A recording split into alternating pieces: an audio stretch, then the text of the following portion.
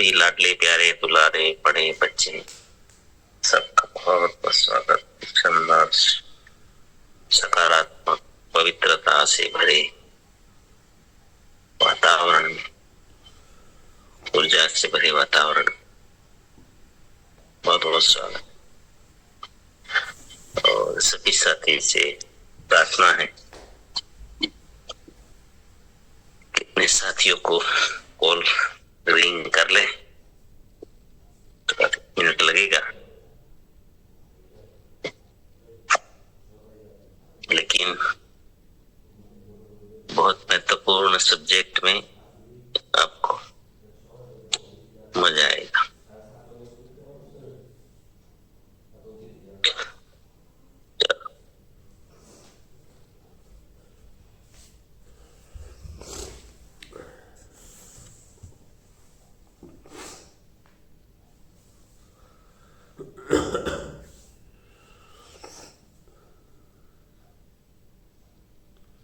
कल की लिंक को कौन कौन साथी है जो स्टेप बाय स्टेप जोड़ देंगे, राइज इन करेंगे प्लीज।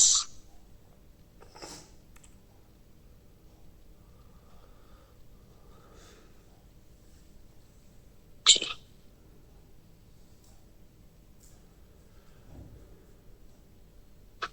भरत भाई,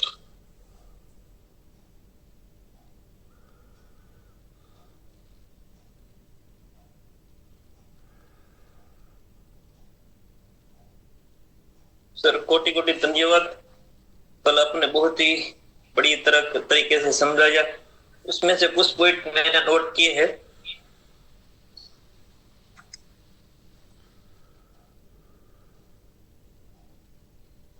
सर बोलो सर। Yes yes. इसमें से कुछ पॉइंट मैंने नोट किए हैं। घर में हमारी जिम्मेदारी, परिवार में जिम्मेदारी, रिश्ते निभाने में जिम्मेदारी, सफलता रिलेशन बहुत जरूरी है। जिम्मेदारी में गणित नहीं करना चाहिए, रिश्ते में कभी गणित नहीं करना। आर्थिक जिम्मेदारी, व्यवहारिक जिम्मेदारी, सामाजिक जिम्मेदारी, पड़ोसी समाज के प्रति हमारी जवाबदारी। महान लोग बनते हैं उससे समाज और देश की जिम्मेदारी ली है, इसलिए महान बने।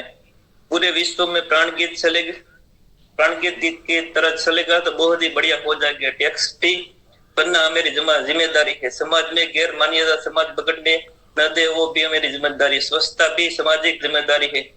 हमारे पूछना भी जिम्मेदारी। मतदान करना भी हमारी जिम्मेदारी है।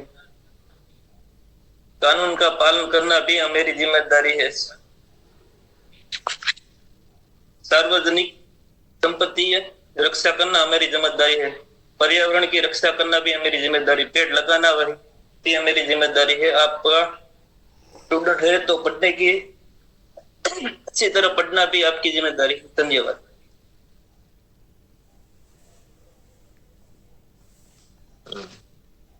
बहुत बढ़िया।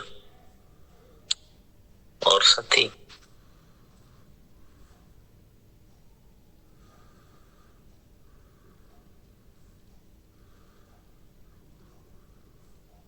कल के कुछ पॉइंट और भी छूटे हैं तो आ जाइए, वेलकम।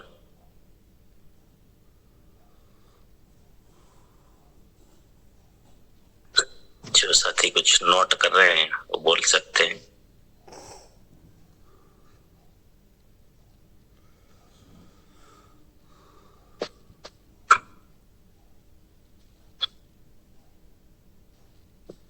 जितेंद्र सर। जय आसिम सर। जय आसिम। किसी सर ने जिम्मेदारी ली है, सेवा, स्वास्थ्य और संस्कार थी। ऐसे ही हमारी जिम्मेदारी लेनी है। तो सामाजिक जवाबदारी का अर्थ है हमें दायरा बढ़ाने की जवाबदारी लेनी पड़े। दान देना समाज के लिए, ये भी हमारी जिम्मेदारी है। तो योग्य व्यक्ति को शासन में लाना, ये भी हमारी जवाबदारी है।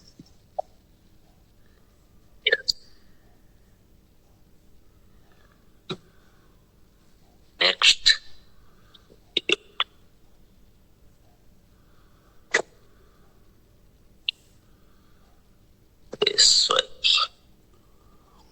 नरेश सर आई। जी सर नमस्कार। तो समाज में भी गलत चीजें नहीं फैला देना है और उसको रोकना है, ये भी जिम्मेदारी है। यस, वेरी गुड, शानदार। चलो,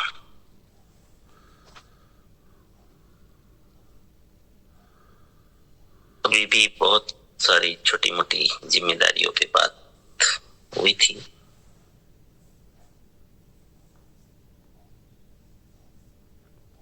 समाज व्यवस्था चलाना ये भी हमारी जिम्मेदारी है, क्योंकि जैसे धर्म की रक्षा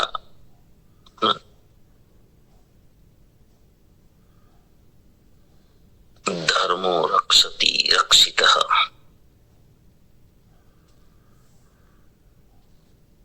हमारी जो धर्म की मतलब धर्म मतलब धारणाएं, जो हमारी परंपराएं हैं, जिनके कारण समाज टिका हुआ है, ये भी बहुत महत्वपूर्ण है। इनको तोड़ना नहीं,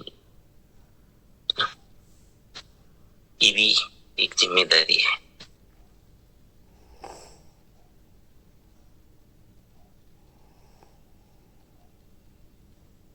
हम एक जनरली प्रयास कर रहे हैं समझने का कि एक आदर्श समाज का निर्माण जब हमें करना है,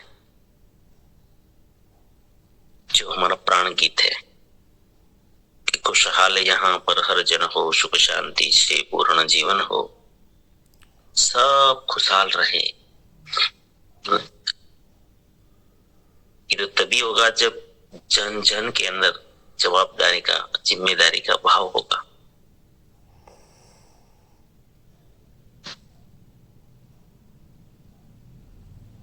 सबको लगेगा ये मेरा है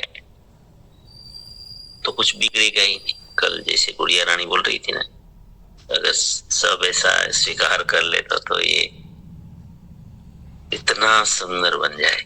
यही तो है सुंदर बन, और यही तो महापुरुष अवतारी पुरुष आते हैं इस संसार में, यही करने के लिए आते हैं। इतना सुंदर बना है, सब खुशहाल हो,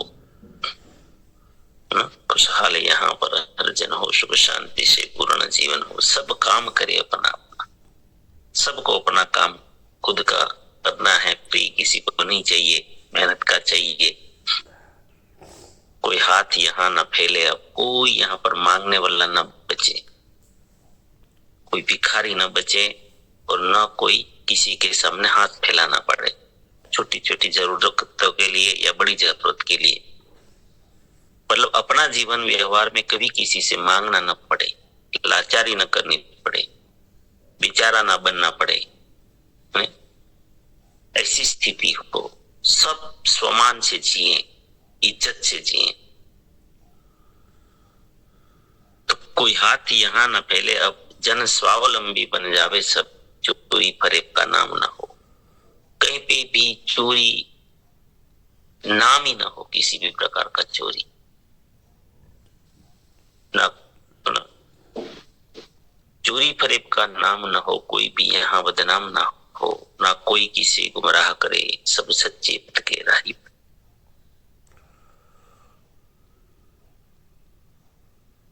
ना कोई किसी को गुमराह करे, सब सच्चे पथ के राही।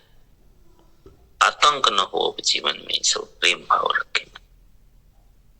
और कोई किसी के साथ चले हर संकट में, सब हाथ मिले, ना ऊंच नीच की बात करें, कि दूसरे का सम्मान करें। ना जात पात की दूरी हो, ना सीमा की मजबूरी हो, हमें कोई जुदा न कर पाए सब भारतवासी। मजबूर नहीं हम महान बने, भारत माँ की हम शान बने, पूर्ण होगी सबकी आशा, यह आरसीएम। इसीलिए मैं कहता हूँ आरसीएम का अवतारी कार्य है, क्योंकि आरसीएम की अगर यह अभिलाषा है तो ये तो अवतारों की अभिलाषा है। अवतार खुद ही इसीलिए आते हैं। तो जिम्मेदारी जो शब्द है,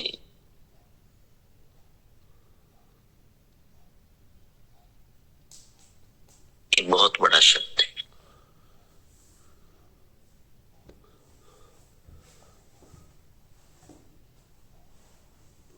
जैसे जैसे मानसिक हमारा जो दायरा बढ़ता है सोचने का, ज्यादातर आज तक हम समाज में देख रहे हैं कि लोगों की सोच सिर्फ अपने परिवार के प्रति जिम्मेदारी की हो चुकी है। बस मैं मेरी जिम्मेदारी, मेरे परिवार की जिम्मेदारी लूं। कुछ लेवल, बड़ा लेवल के आत्मा होती है उससे आगे की, तो एक उसके अपने कुटुंब के प्रति बहुत ही सद्भाव होता है। जैसे मैं शेलड़िया हूं तो मेरे शेलड़िया परिवार, ऐसा एक मानसिकता होती है।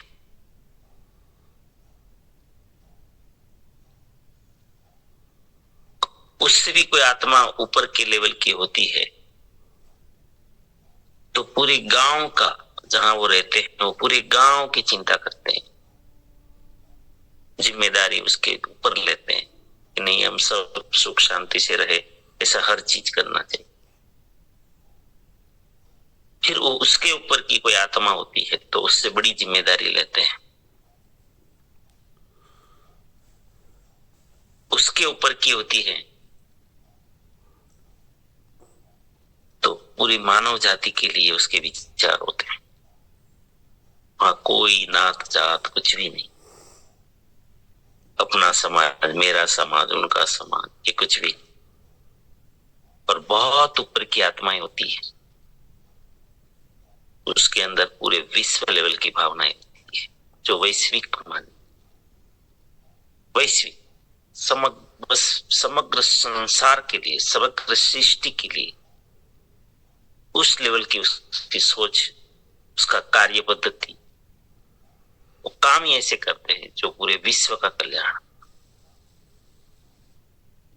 पूरे विश्व, उसकी बातें ही ऐसी होती।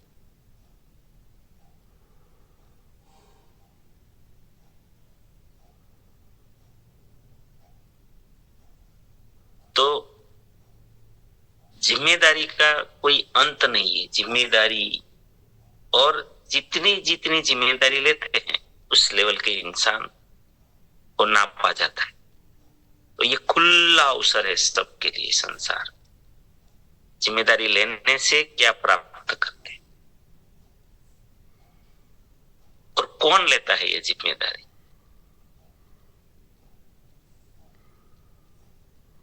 जो जागा ही नहीं है, मनुष्य तो बन गया है लेकिन जो जागा ही नहीं है, उनको पता ही नहीं कि मैं क्यों इस धरती पर आया हूं, वो सिर्फ पेट भरने की जिम्मेदारी ले, खुद का और अपने परिवार का।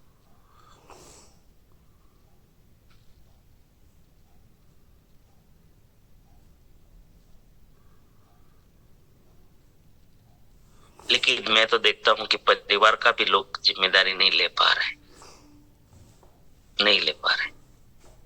नहीं तो परिवार के प्रत्येक साथी को अगर ऐसी भावना हो कि मेरे कारण सब खुश रहना चाहिए, मेरे माता पिता भी, मैं ऐसा बिहेवियर करूं, ऐसा नहीं खाली हम लोग पैसों की भाषा में ये चले गए, घुस गए।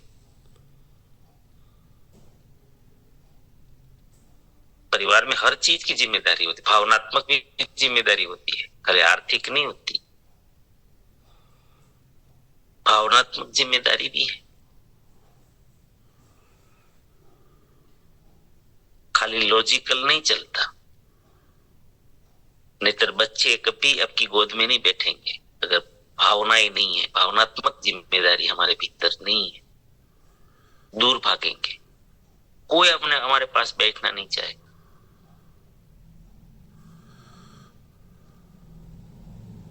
हमारे माता पिता भी बूढ़े हो जाएंगे ना, हमसे खुल के बात नहीं कर पाएंगे, वो अंदर अंदर पीड़ाते रहेंगे, पीड़ित रहेंगे, खुल के बात नहीं कर पाएंगे अगर हम भावनात्मक चीजों को नहीं समझे।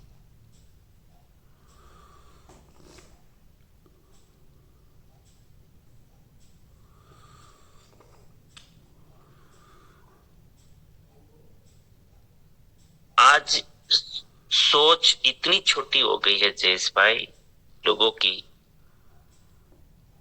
कि कायनात उसके लिए दरवाजे बंद कर देती है। अब देख रहे हो आजकल के वृद्धाश्रम बढ़ते जा रहे हैं। क्यों? एक बेटा अपने माता पिता का पालन करने के लायक नहीं बचा है। क्यों? ये स्वार्थी स्वभाव का कारण है। भगवान उनको क्यों कुछ नहीं दे रहा? एक माँ बाप का पालन करने के लिए उसकी व्यवस्था क्यों नहीं हो रही है? आजकल आप वो फाउंडेशन जो चला रहे हैं बहुत सारे साथी, वहां पर आप सोशल मीडिया के कारण आप देख पा रहे हो, खुला बोलते हैं वहां पर आकर, वृद्धाश्रम में आकर कि मेरे पास इनकम ही नहीं है, मैं कैसे इसका पालन करूं? और भगवान इस इनकम देगा भी नहीं, जिनकी सोच इतनी छोटी है। नए रास्ते खुलेंगे साहब। तुझे तेरा पेट का ही सोचना है, तुझे क्यों दे कोई? ईश्वर क्यों दे तेरे? अरे आज हम जितनी बड़ी जिम्मेदारी लेने के लिए तैयार होंगे ना, ये पूरी कायनात आपके शरणों में आ जाएगी। ज्यादातर तो दुखी हम इसलिए, हमारे पास इसीलिए व्यवस्था ही नहीं है कि हम इतने स्वार्थी हो चुके हैं। हम अपनी खुद की जिम्मेदारी के अलावा कुछ सोचते ही नहीं, तो भगवान देंगे क्यों भाई? क्यों देंगे? हमने सोचा क्या 5-25 परिवार के लिए? अरे खाली चलो इतना तो स्वार्थी बनो कि अपने माता पिता के बारे में तो भला सोचो कि मैं इसको खुशहाल रखूंगा, यात्रा करवाऊंगा, उसको जी मर्जी वो जिएंगे, क्योंकि मुझे बड़ा करने में, मुझे यहां तक पहुंचाने में उतने सारे सपने उसने मार डाले थे। क्या मैं डायरेक्ट 18 साल का हो गया था? मैं डायरेक्ट कमाने लग गया था? मेरे पीछे कुछ नहीं हुआ खर्चा। मेरे पीछे 20-20 साल खर्च कर दिए मेरे माता पिता। तुरंत में कुछ करके नहीं आ गया था कि मैंने अपने स्वयं शादी कर ली, हो गई थी।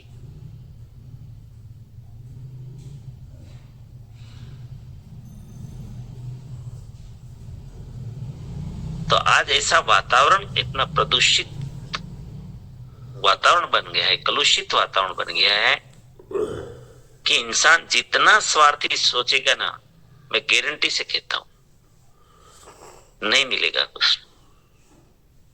प्रकृति का तो सीधा सिद्धांत है, आप जितना बड़ा सोचोगे, इसलिए मैं अभी लेवल बता दिए सारे जिम्मेदारी के, उस लेवल का ईश्वर देता है। और जो बहुत भक्ति भाव से करता है, निर्दोषता से, कि नहीं मेरे कारण तो पूरा संसार सुखी होना चाहिए, तो फिर पूरी संसार चलाने के लायक आपको व्यवस्थाएं दी जाती है, भले वो रूप कोई भी हो। इस सोच के हिसाब से होता है। बाकी एक माँ बाप की 2 वक्त की रोटी लोगों के पास नहीं हो रही, और रोते रोते उसके माँ बाप वृद्धाश्रम में चले जाते हैं।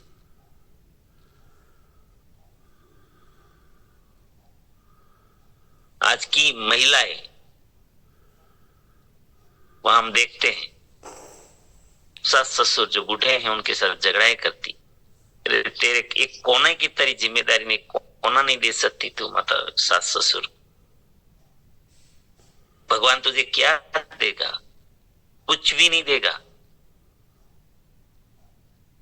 उतनी जिम्मेदारी लेना नहीं चाहते, नहीं देगा कुछ। परमात्मा के पास ऐसी कोई फालतू व्यवस्था ही नहीं है।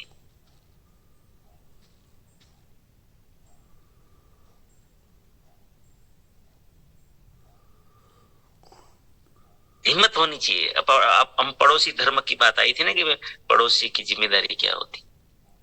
अरे अड़ोस पड़ोस में के समझ कोई आया है, मेहमान आए हैं, तो सबसे पहले खुल के अंदर भाव रखना चाहिए कि मेरा घर ऐसी व्यवस्था में करूं कि पड़ोसी को भी कभी कोई अड़चन ना आए।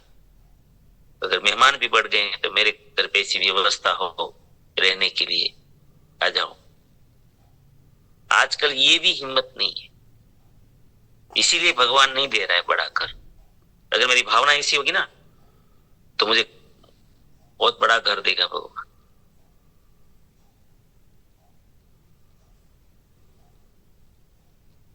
जितना बड़ा जिनके लिए जिम्मेदारी सोचेंगे ना, भगवान उतना बड़ा देता जाएगा। उसको तो देना ही देना है, वो भी ढूंढ रहा है भाई कि किसको दूं।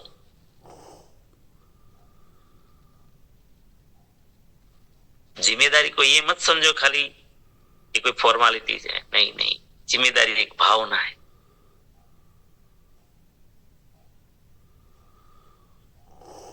भावना है जिसके अंदर देने का भाव है, दूसरों को सुख देना भाव है, दूसरों की समृद्धि का भाव है। जितना भाव ये बढ़ाते जाएंगे उतना ही आता जाएगा।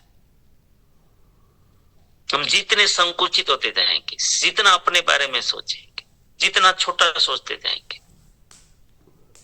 तो प्रकृति में इसके लिए कुछ भी नहीं, जीने के लिए फांफे सांसें पड़ जाएंगे। और यही हो रहा है, इस देख रहे हैं हम लोग। मेरा हो गया ना बस। ये जो महापुरुष होते हैं इनको सब आर्थिक में नहीं तोलना चाहिए। ऐसे कहें तो जितने भी महापुरुष आते हैं इस धरती पे, महात्माएं आते हैं, तो भौतिकता उसके पास ज्यादा नहीं होती, लेकिन असली अचीवमेंट तो वो लोगों ने किया ना। पूरी दुनिया उनको जानती, नमन करती है, पूजा करती। तो असली तो क्या पाया, किसने पाया? मैं कई बार बोलता हूं कि प्याज भले पैसा ज्यादा धीरूभाई अंबानी के पास है, तो धीरूभाई अंबानी का फोटो रख दो और स्वामी विवेकानंद का फोटो रख दो, पूजा किसकी करेंगे लोग? विवेकानंद के पास कौन सा पैसा था, गाड़ी था, घोड़ा था, बड़ा दुनिया से सबसे महंगा घर था? घर ही नहीं था, घर ही नहीं था,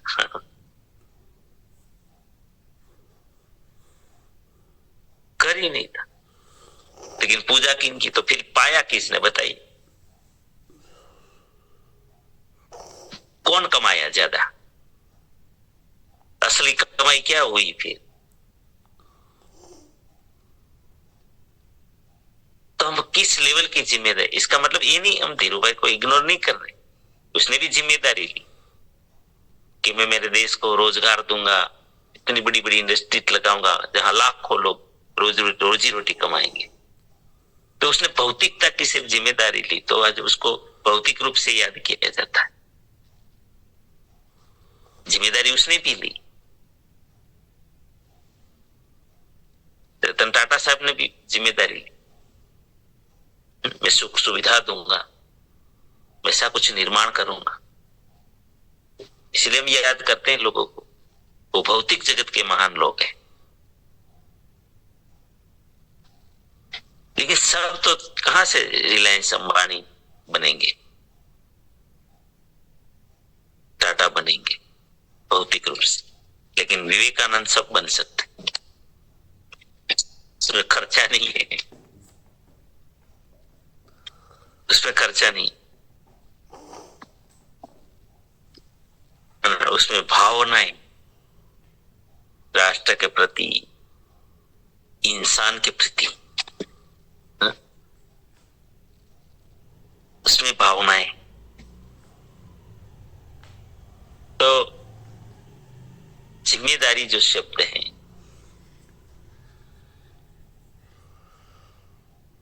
किसी को अच्छा रास्ता दिखाना,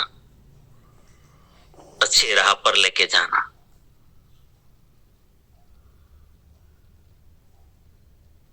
अच्छी संगत देना, अच्छी संगत निर्माण करना, ये भी जिम्मेदारी है।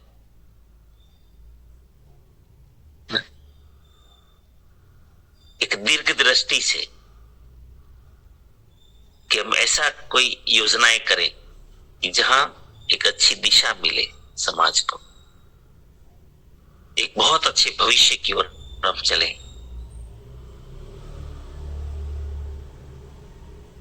तो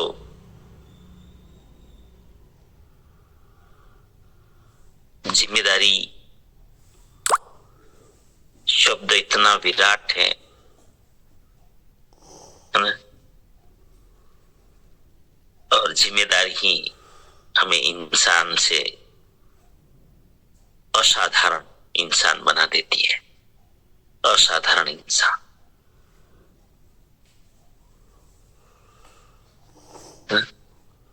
और जिम्मेदारी में मैं और एक चीज बार बार बोलूंगा, जिम्मेदारी में गणित नहीं होता,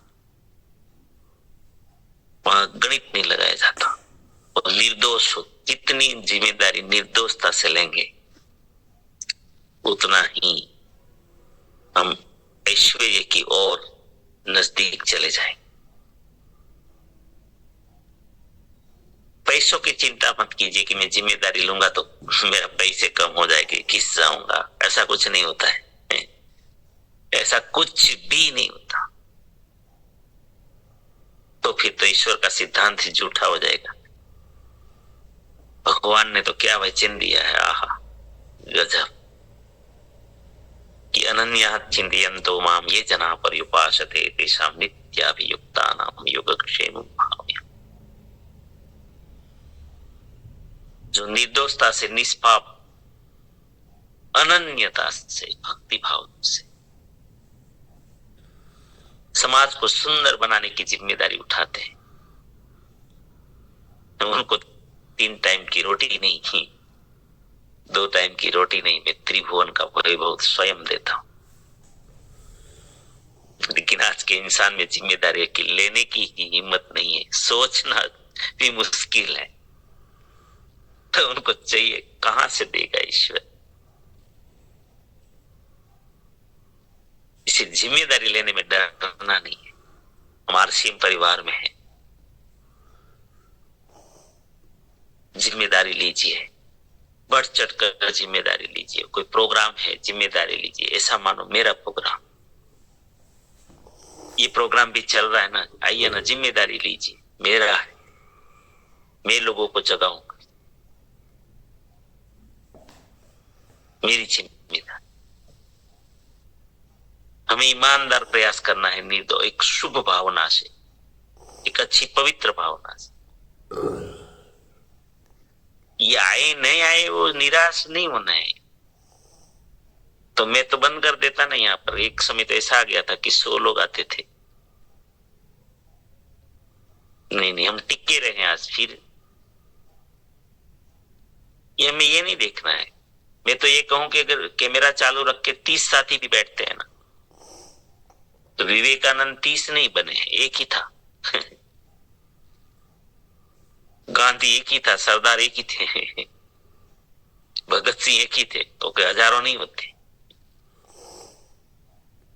एक इंसान इसमें से कहां लेके जा सकता है संसार, कहां से कहां।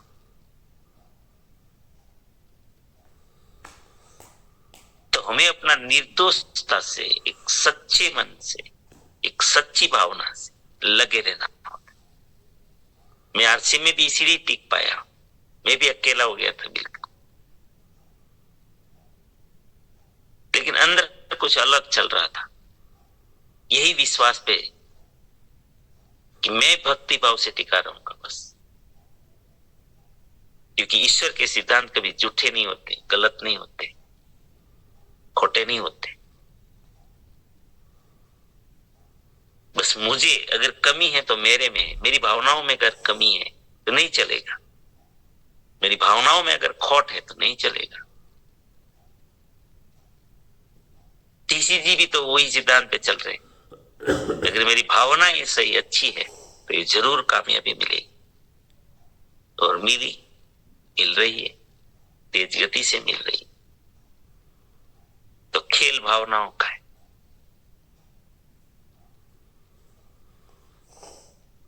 तो हम सब जिम्मेदारी लेते हैं कि प्राण गीत को साकार करें, और प्राण गीत को साकार करना आरसीएम के प्लेटफॉर्म बहुत भगवान ने सुंदर प्लेटफॉर्म दिया, इनको धंधा मत बनने देना।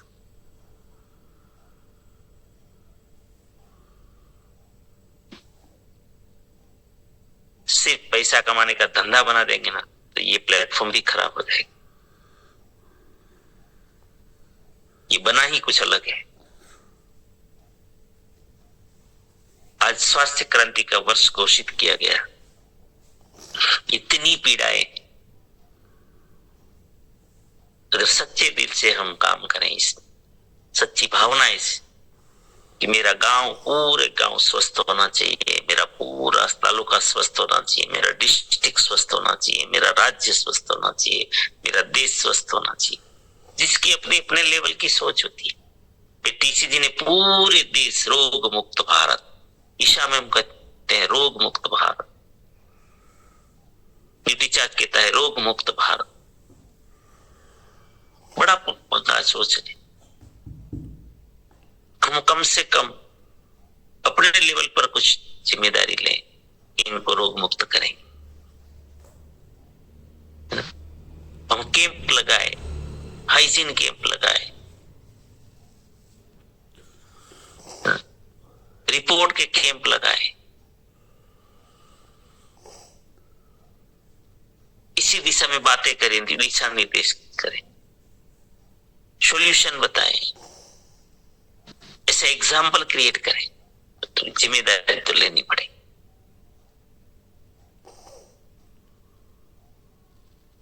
और भगवान ऐसे ऐसे रास्ते खोल देंगे, ऐसे ऐसे लोग भेज देंगे ना कि आप कल्पना नहीं कर सकते।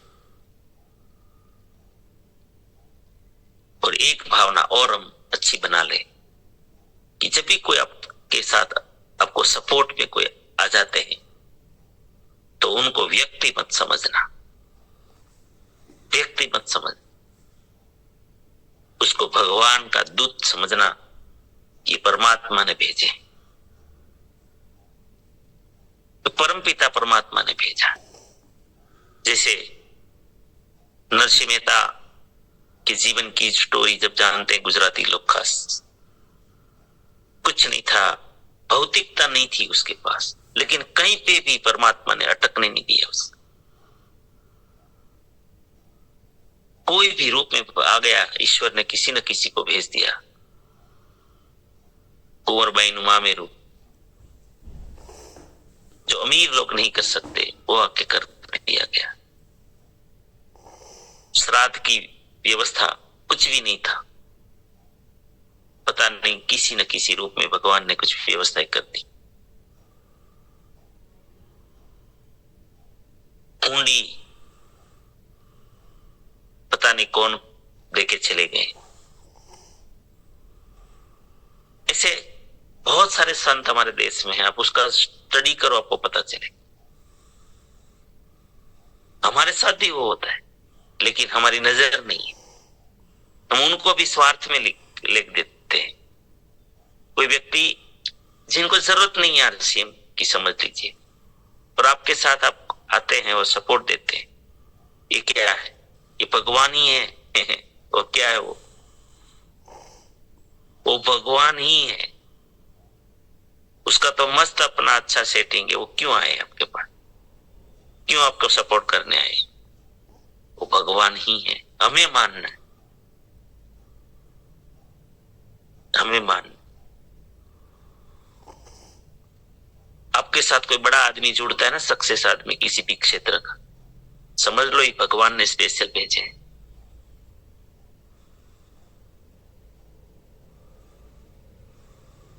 तो जिम्मेदारी लेने से होता है। आप जब टिके रहोगे ना जिम्मेदारी से, अपने रास्ते से भटकेंगे नहीं, तब ईश्वर भी तो, उसके भी तो कोई मानक होंगे ना। जैसे हमारे डॉक्टर बनने के लिए एग्जाम है, इंजीनियर बनने के लिए एग्जाम है,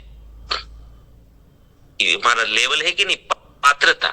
एग्जाम मतलब और कुछ भी नहीं, पात्रता। पात्रता के हिसाब से हमें प्रवेश मिलता है किसी भी। अब कोई भी वहां पर जितने भी सेगमेंट होते हैं,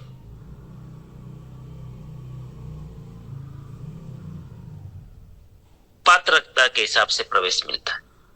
डॉक्टरी की पात्रता है तो डॉक्टरी में प्रवेश मिलेगा, है ना,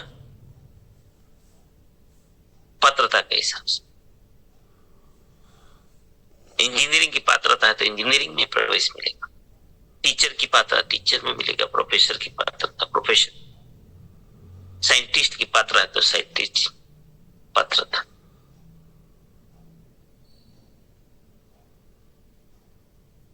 तो साथियों, मुझे लगता है कि ईश्वर जिम्मेदारी वाली पात्रता चेक करता है कि ये बेटा कितनी जिम्मेदारी ले सकता है, उस हिसाब से इनके साथ इनको भेजू मैं। इसलिए विराट बन जाओ, हजारों लोगों के बारे में सोचो, लाखों के बारे में सोचो, करोड़ों के बारे में सोचो। ये लोग ऐसे ऐसे लोग भेजेंगे। चलो, बहुत बहुत धन्यवाद। आशा करता हूं कि इस चीज हमें समझ में आ रही होगी। और आगे का सब्जेक्ट आएगा नैतिकता, लेकिन अभी मैं जिम्मेदारी के बारे में आप सभी ने क्या समझा वो थोड़ा मैं जानना चाहूंगा। तो आइए जयेश भाई, बुलाइए साथियों को।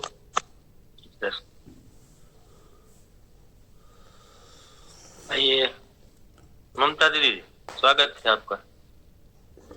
जय श्री राम सर, राधे राधे। तो कर वो सारी जिम्मेदारी की बात चल रही है ना, तो वो तो सेवा भाव से करते हैं ना, और कहीं पे भी हो, किसी भी तरह की हो ना जिम्मेदारी, चाहे बच्चों को प्रति है, परिवार किसी मतलब, तो अपन अपनी भावना के साथ निभाते हैं ना सर, तो वो अलग सुख शांति और आनंद मिलता है और बहुत ही अच्छा लगता है सब सर। उसमें ना तो कोई ये है कि मुझे आमदनी हो या मतलब कुछ भी हो, लेकिन वो जब अपन करते हैं ना तो बहुत खुशी शांति मिलती है सर। और एक बात सर मैं नोट किए कि सर टॉर्चर बताया था, तो हाँ कहीं पे शायद हम टॉर्चर ही करते हैं, बार बार रखते हैं ना बात, तो हो सकता है ये हम गलती कर रहे हैं सर। तो इसका रिजल्ट मतलब हम लोगों को सही नहीं आ रहा। Thank you sir. जय सर, वो कहते हैं ना सर कि पता नहीं किस रूप में नारायण मिल जाएंगे तो वो तो ये बात सही है सर कहीं पे भी। Thank you sir. जितनी ऊंची भावना होगी, अगर एक माँ, मैं आपको एक बहुत बड़ी चीज बता रहा हूँ, आजकल हमारे बच्चों के बारे में हम क्या सोचते हैं पता है? मेरा लाल बड़ा होगा, गाड़ी लेगा, एक अच्छा बड़ा घर बनाएगा। हम ये क्यों नहीं सोचते हैं कि मेरा लाल बड़ा होगा और मेरे बेटे के कारण, मेरी बेटी के कारण इस संसार में हजारों लोगों का कल्याण होगा। हम कितना सोचते हैं मेरा लाल घर बनाएगा, गाड़ी लेगा लेकिन हजारों करोड़ों को गाड़ी लेने लायक बनाएगा, हजारों लोगों को घर बनाने लायक बनाएगा, हजारों लोगों की पीड़ाएं दूर करेगा, मेरा लाल ऐसा बनेगा। फिर देखो क्या चमत्कार होता है लाल में। लेकिन ये हम लोग बहुत छोटी छोटी जिम्मेदारी लेते हैं। इसीलिए तो बोल रहा हूँ कि पात्रता के हिसाब से हमारे साथ सब कुछ चल रहा है। चलो आगे आइए कृष्ण भाई, वेलकम सर। कृष्ण भाई सर, बहुत बढ़िया आपने जिम्मेदारी के ऊपर बात की। कल ही मुझे एक प्रोग्राम में जाने का मौका मिला, तो वहाँ एक सरपंच था, तो बात बात में मैंने बोला तो बोले यार मैं तो प्रार्थना कर रहा हूँ ये साल अभी मेरा खत्म हो जाएगा, बस मेरी बहुत हो गया, ऐसा बोले, बहुत कंटाल गया हूँ बोले।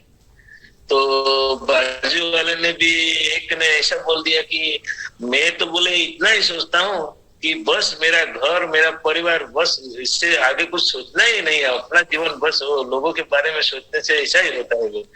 मैं बोला ऐसा नहीं है मैं बोला सर आपको ऐसा लगता है आपको जिंदगी के 5 साल दिए, तो बड़ी सेवा की बात थी। और मैं सोचने लगा सही बात है, लेकिन क्या करें बोले, अभी समाज में ऐसा हो रहा है तो बस अपना तो अपना हो जाए, बस गुजारा, इतना ही सोचते। तो सर आपने जो अभी आज जो पॉइंट बोला है, सही में लोगों की सोच इतनी छोटी हो गई कि मैं, मेरा घर, मेरा परिवार, समाज जाए तेल लेने, मैं अपना सोच के आगे बढ़ूंगा। तो आप इतनी सोच छोटी रखेंगे तो इतना ही मिलेगा। आपके पास बड़ा फल है तो उसमें बड़ा ज्यादा लगेगा। ये ओवरऑल जिम्मेदारी के बारे में बहुत अच्छी आपने जैसे बोला, मुझे तुरंत याद आ गया कल का प्रश्न। तो सही में जितने भी साथी हैं, छोटी छोटी जिम्मेदारी लेके आगे बढ़ने का एक बहुत बड़ा रास्ता सर आपने बताया, धन्यवाद। जो सरपंच बनते हैं, भगवान कितना बड़ा अवसर दिया था, उसके अंदर भावनाएं थी, 5 साल दिए कुछ बड़ा करने के लिए, है ना।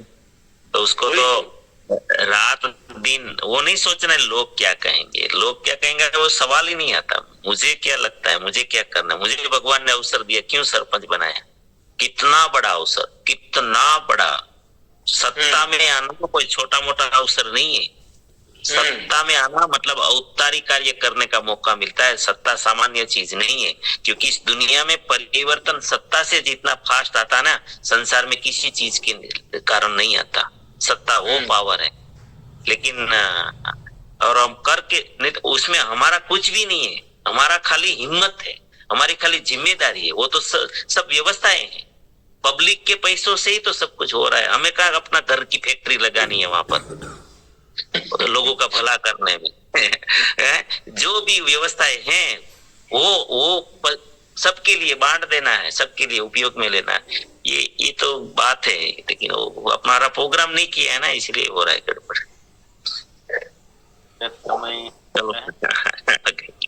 देखिए आज माफी चाहते हैं, कल ले ले सर एक सत्य। हाँ ले लो। आइए नारायण पुजारी सर, वेलकम। जल्दी से तो पिछले साल एक मेरे साथ ऐसा भी हुआ सर। जैसे अब हमारा मेंटर में आप सिखाते हैं कि निर्दोष निष्पाप और निस्वार्थ भाव से, पर आपका जिम्मेदारी में गणित नहीं लगाना है, भाव होना चाहिए। तो मैं मेरे दुकान में बैठा था, तो एक बहुत दूर से लांचीगढ़ से बुजुर्ग लगभग 50 साल के हैं, तो उनका भांजा को लेके वो हमारा जड़ी बूटी ज्यादातर विश्वास करते हैं। तो हमारे गांव से फिर लगभग 35-40 किलोमीटर, लगभग धूप में 150 किलोमीटर होगा, तो वो आए थे। तो पूरा ऑपरेशन हो गए थे, मैंने उनको बिठाया, सर कहाँ गए थे ये बच्चे को इतना धूप में। तो उन्होंने कहा कि नहीं सर, उनका वो खाता पीता रहता है, लेकिन बोल सब सुन पाता है लेकिन बोल नहीं पाता है। इसको जड़ी बूटी देने के लिए तो सुना है, तो जड़ी बूटी देने के लिए मैं गया था वो कविराज के पास। तो मैंने नहीं सोचा कि मैं आरसीएम में उनको जुड़ना है कि इसको करना है। तो मैं आपको सुझाव दूं कि वो बोले हाँ आप दीजिए सर। तो मैं एक अभियान में जुड़ा हूँ और उसमें कुछ न्यूट्रिशन आता है, तो आप उसमें लोगे तो कुछ हो सकता है, मेरे को लगता है। मैं ये भाव से दिया, बोला तो मेरे पास नहीं था DHA ट्विस्ट और हमारा न्यूट्रिजर्स किड्स के ऊपर। तो उन्होंने गए और दिया, उनको कुछ समाधान हुआ, क्योंकि वो बहुत 6-7 साल हो गया था उनका वो भांजे को। तो मैं जब सुझाव दिया तो वो अभी तक कोई भी डॉक्टर के पास नहीं जाते हैं और मुझे कॉल करते हैं, किसी भी परेशानी, उनका मैडम का हो, उनका परिवार का हो। तो अभी भी वो खुद कहते हैं कि मेरे को आरसीएम का डिस्प्ले वाला लगा लाया, कल बोले थे कि और परसों 2300 रुपए का सामान लिया। मैंने मेरे जो हमारे साथी हैं उनको कहने लगता पड़ता है, लेकिन वो बिना आईडी के वो सामान लेते हैं और कोई भी परेशानी हो मेरे को पूछते हैं हॉस्पिटल जाने से पहले। तो ये आरसीएम के वजह से और माइंड पावर की वजह से जो हमारा भाव होना चाहिए। धन्यवाद। एक निर्दोषता से आपने बताया, है ना। तो देखिए क्या कमाल की चीज मिली। ये बस यही है सर। लेकिन ये क्या हमें 1000 साल से ऐसे माहौल में हम लोग चल रहे हैं ना, कि ये सब हम सोच भूल गए हैं और विश्वास ही गंवा बैठे हैं कि ये चीजें नहीं अपना ही देखना चाहिए, स्वार्थ ही देखना चाहिए। तो ऐसा है नहीं, सिद्धांत कुदरत का कानून अलग है। चलो बहुत बहुत ही धन्यवाद। गुरुकुल का समय हो गया है, आज रविवार है तो प्रश्नोत्तरी होगा वहां पर।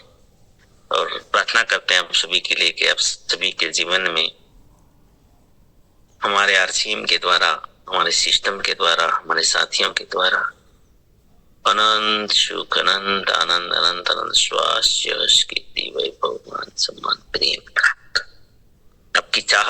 हजारों गुना ज्यादा आपको सफलता प्राप्त हो। आप जहां भी जाएं आपको मान मिले, सम्मान मिले, प्यार मिले, सत्कार मिले, आदर मिले। आपकी अच्छी और सही बातों को सबको स्वीकार करें।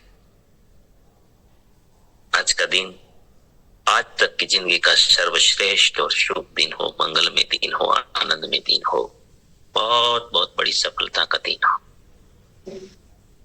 आपको जो मिले उनका भी कल्याण हो, कल्याण हो, कल्याण। मेरी इस प्रार्थना को जरूर स्वीकार करना और हम सब प्रार्थना करेंगे कि मेरी दुनिया में सब कुछ सर्वश्रेष्ठ और कल्याणकारी हो रहा है। Day by day in every way I am getting better and better and better. मैं प्रत्येक को प्यार करता हूँ, बिना शर्त माफ करता हूँ। जाने अनजाने में कोई गलती हुई हो तो माफी मांगता। मुझे किसी से कोई शिकायत नहीं है और किसी को भी मुझसे कोई शिकायत ना हो ना रहे। सब